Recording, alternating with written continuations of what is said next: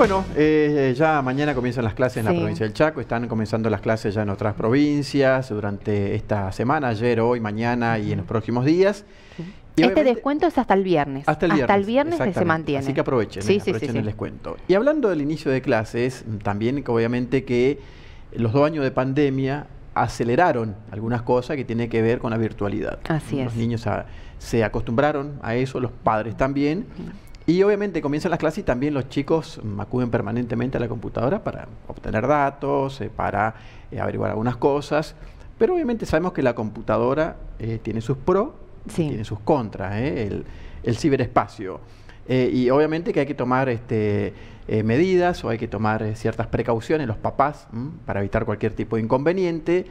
Y qué mejor que hablar con un especialista, con el señor Hernán Navarro, quien es presidente de Grooming en la República Argentina, a quien ya saludamos.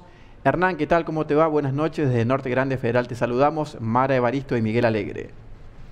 ¿Qué tal, Miguel, Mara? Buenas noches. Un placer hablar con usted. Igualmente, Hernán. Bueno, Grooming, en época de clases, de ciclo lectivo, sabemos que, como comentábamos, los niños, adolescentes, permanentemente se vinculan con las computadoras. Esto se ha profundizado durante la pandemia, pero hay que tener ciertas precauciones, ¿no es cierto?, para evitar problemas mayores.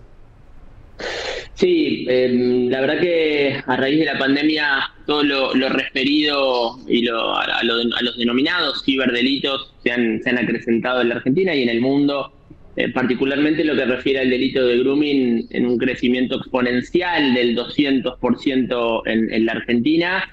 Venimos de transitar un clima similar al de pandemia. Nosotros veníamos haciendo mención la etapa vacacional, los chicos y las chicas sin escolaridad, en el mismo clima de hiperconectividad, y acá aparece un nuevo fenómeno que tenemos que poner en evidencia, que tenemos que poner en agenda, hablar de la hiperconectividad de los niños, niñas y adolescentes, que nosotros la entendemos en términos de hipervulnerabilidad, es decir, un niño o niña adolescente hiperconectado es una persona hipervulnerable, y en este punto estamos en un panorama en la Argentina y a nivel Latinoamérica que lamentablemente los estados no incorporan políticas públicas tendientes a este reconocimiento. Hernán, contanos un poco, y a la gente también, ¿qué es el grooming?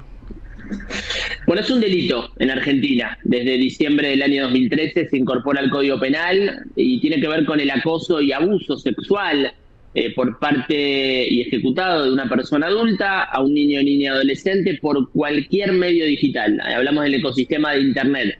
Un ecosistema que es real, que no es virtual. De nuevo, en la lógica de que el lenguaje construye realidades, debemos hablar de un mundo digital que es real, donde las violencias inciden en la vida real de las personas. Internet no atenúa o no suaviza algún tipo de violencia, por lo tanto, tenemos que hablar de una nueva perspectiva desde el punto de vista de la educación. En ese punto hablábamos, donde nosotros en el marco, por ejemplo, de la educación sexual integral, incorporamos un nuevo eje que tiene que ver con la perspectiva digital para trabajar en las escuelas. Lo importante, y lo planteamos a nivel concepción desde Grooming Argentina, es entender a este delito como el de mayor gravedad de este siglo en materia digital hacia los niños, niñas y adolescentes. Estamos hablando, Hernán, de penas de 6 meses a 4 años de prisión. Parece, uno, viéndolo desde el punto de vista de padre, parece poco para un delito tan grave como el grooming, por ejemplo. Sí, estás en la realidad, no parece, lo es. Verdaderamente el grooming, hablo en calidad de docente de Derecho Penal. Hoy el grooming tiene la misma pena en expectativa de una persona que emite un cheque sin fondos. Digamos, claro, que el Parlamento o el legislador le da un mensaje a la sociedad de que una persona que emite un cheque sin fondos recibe o recibiría la misma pena de una persona que abusa sexualmente sin contacto físico a un niño, niña o adolescente. Digamos, acá es donde nosotros planteamos cómo a raíz de la pandemia la normativa en la Argentina quedó casi obsoleta. En promedio, todo lo que refiere a los denominados ciberdelitos, la normativa quedó atrasada en promedio 10 años. Por eso es de vital importancia que el Parlamento comprenda que hablar de un mundo digital es hablar de un mundo real con consecuencias, por supuesto, reales. Todavía el mundo adulto tiene una visión sesgada de Internet, tiene una mirada inocua de este espacio que, insistimos, estamos, cuando nos abocamos a la construcción con los niños, niñas y adolescentes en las escuelas de la educación digital, algo que planteamos en la Cumbre de las Américas el año pasado, vemos cómo la ausencia de este nivel de conversación en casa, la ausencia de este nivel de conversación en la escuela, hace que lamentablemente los chicos y las chicas vayan creciendo sin advertir que hay un lado B. Digamos, hoy las infancias y las adolescencias no saben a qué se exponen, no ven un peligro latente. Por eso es importantísimo que pongamos en el centro del debate, y estamos en un año electoral donde esperamos escuchar dentro de las promesas de campaña aristas que tengan que ver con la incorporación de políticas públicas, reconociendo al ecosistema de Internet en la construcción de esas políticas públicas, porque la verdad, lo decimos con mucho dolor, el año pasado estuvimos sentados con las primeras damas de todo el continente, incluyendo Jill Biden, y hoy los estados en América Latina no construyeron políticas públicas tendientes a este reconocimiento. Por eso estamos ante un cambio de paradigma, ante un cambio generacional, ante un cambio de época, ante un corte generacional que, si no le ponemos el foco, vamos a tener que lamentar otra generación de niños, niñas y adolescentes que no va a poder advertir y no va a poder reconocer ese lado B. Por eso el momento de ese cambio es urgente y es ahora. Sí, porque vos lo mencionabas, Hernán, ¿no? A raíz de la pandemia hubo un antes y un después, porque había muchos chicos que hasta ese momento no tenían acceso ni siquiera a un teléfono celular. Absolutamente. Y te doy datos. Nosotros en noviembre del año 2022 medimos en todo el país, en escuelas de gestión pública, de gestión privada, en un universo de 5.557 testimonios de niños, niñas y adolescentes de entre los 9 y los 17 años, y comparto algunos datos. El primero, a 1 de cada 4 chicos y chicas en la Argentina le requieren contenido sexual. El 70% de quienes le requieren ese contenido sexual son personas desconocidas, pero el 30% son personas del entorno. El segundo dato, a los 9 años, hoy un niño o una niña en la Argentina tiene su primer dispositivo móvil propio. Yo hablo de la emancipación digital. ¿Qué es lo que quiero decir? Que hoy los niños y las niñas se emancipan digitalmente en términos de responsabilidad de sus padres en promedio a los 9 años. Tercer dato, en promedio los niños habitan 6 horas diarias en Internet. Si trazamos un paralelismo, están más tiempo conectados en Internet y habitando en Internet que en la propia escuela. Entonces, estos datos, si no nos interpelan como sociedad, verdaderamente no vamos a ir en esa sintonía que nosotros pretendemos resignificar y reconstruir, que tiene que ver con saldar las deudas con nuestras infancias. Hoy los niños, niñas y adolescentes no conocen otra situación que no sea la digital. Por eso hoy estamos hablando de ciudadanos y ciudadanas digitales. Las infancias hoy construyen su identidad, a diferencia de nosotros los millennials, que lo hacíamos jugando en la plaza, en el barrio. Hoy lo hacen a través de su expresión en redes sociales. Por eso un chico hoy no se abre una cuenta en Instagram a los 13 años. En todo caso, un chico hoy asume una identidad digital, su identidad digital, a los 13 años en una red social. Fíjense cómo, no estoy diciendo lo mismo, pero en el imaginario de tal vez un padre hoy, que vemos en cualquier parte del país, que descansa en las tecnologías, ahí es donde se pierde esa sintonía fina, donde se corta esa sintonía fina. Por eso lo que nos trajo la pandemia, como reflexión, tiene que ver con que estar al lado de no significa estar con. Yo puedo estar al lado de mi hijo en el mismo sillón mirando la misma serie, pero mi hijo con su dispositivo en la mano podría estar en París o podría estar en cualquier parte del mundo. Bueno, si no logramos dimensionar, si no logramos resignificar que el ecosistema de Internet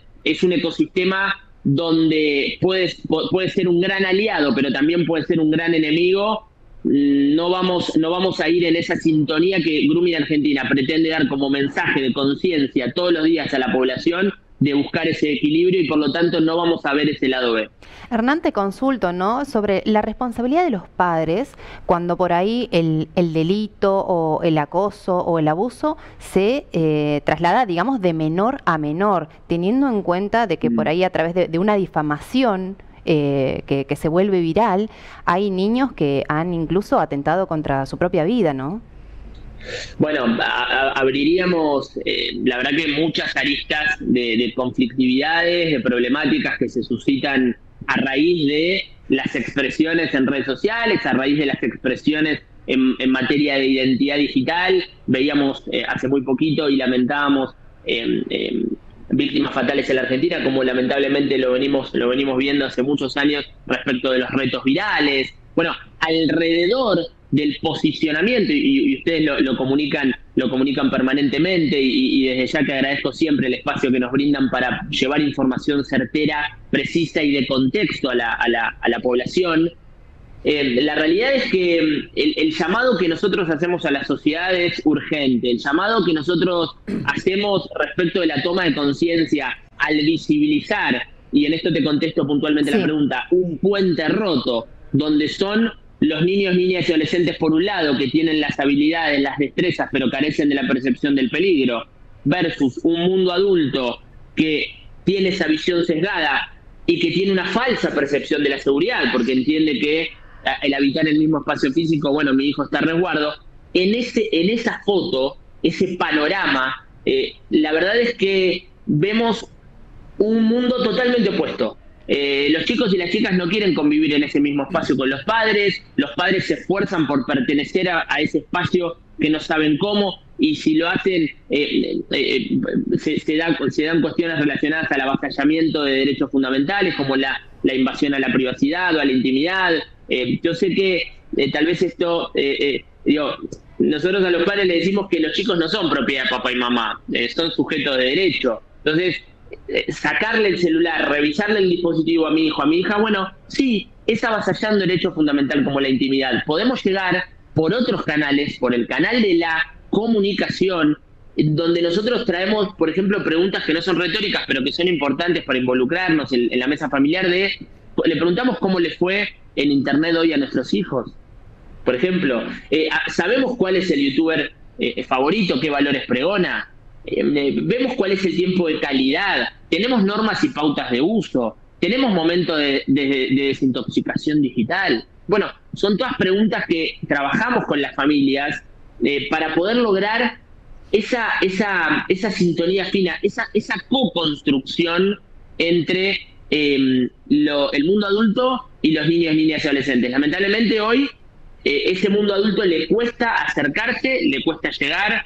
Por eso también en las denuncias vemos los testimonios cuando los chicos refieren que no le contaron nada a papá o a mamá, porque papá o mamá no sabe cómo se usa Instagram, no tiene Instagram, que no me va a poder ayudar, no me va a poder... O sea, se generan todo este tipo de situaciones. Por eso esto realza, una vez más, la necesidad de trabajar fundamentalmente en la educación digital. Los chicos y las chicas, contrario a lo que seguramente en el imaginario social tal vez pensemos, no saben ni siquiera cómo configurar su WhatsApp.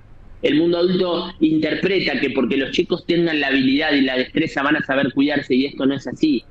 Cuando nosotros medíamos que a 5 de cada 10 niños, niñas y adolescentes los agregaban a grupos de WhatsApp, y dentro de los grupos de WhatsApp circulaban material de pornografía de adultos o la mal llamada pornografía infantil para luego extorsionarlos, lo que estamos queriendo decir es que esta situación se podría solucionar con una mera configuración en WhatsApp. Bueno, de esto hablamos cuando hablamos de la educación digital, por eso la necesidad imperiosa en el año 2023 de tener una política pública tendiente a este norte. Hernán, muy específicamente lo que estás diciendo es así, es verdad. Por allí los padres de más de 40 años decimos que los niños o adolescentes por allí tienen más información de la que teníamos nosotros a la edad de ellos, por una cuestión de la tecnología y el avance que ha tenido. Ahora yo te consulto, ¿cómo hace un docente, por ejemplo, para controlar o darse cuenta que está habiendo algo que no está nada bien, digamos, dentro de un alumno? El docente el docente del siglo XXI tiene un gran desafío. Primero enseñar aquello de lo que no sabe, ¿no? Porque tenemos las mismas, la educación hoy se sostiene con las mismas recetas del siglo pasado, con problemas del presente y del futuro.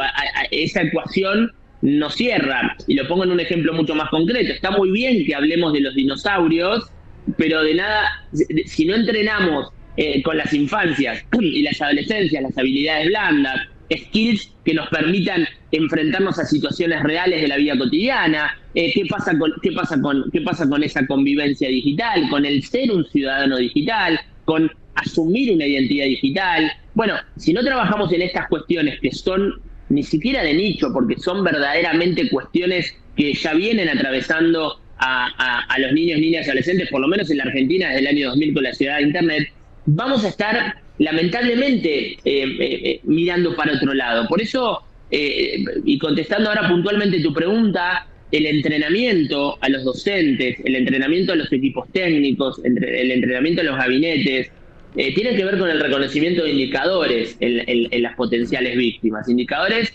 conductuales, indicadores físicos, indicadores que refieren a estar frente a una potencial víctima. Por ejemplo, un indicador general, transversal a cualquier situación de vulneración de derechos, tiene que ver con la baja en el rendimiento escolar. Un docente, un equipo podría advertir que ante la baja de un rendimiento escolar, por supuesto sumado a fluctuaciones en los estados de ánimo, modificación del lenguaje corporal, cambios que nos llamen poderosamente la atención, en combinación con indicadores específicos, que estos sí los recabamos de las denuncias, como el estar conectados hasta altas horas de la noche, la insistencia al querer conectarse, el ocultamiento de los dispositivos móviles, este tipo de indicadores alternados y combinados dan motivo para que tomemos la decisión de comunicarnos profundamente, conversar, dialogar, no interrogar con ese niño, niña, adolescente potencialmente víctima para avanzar en la contención, en la protección y posteriormente en la denuncia. La verdad que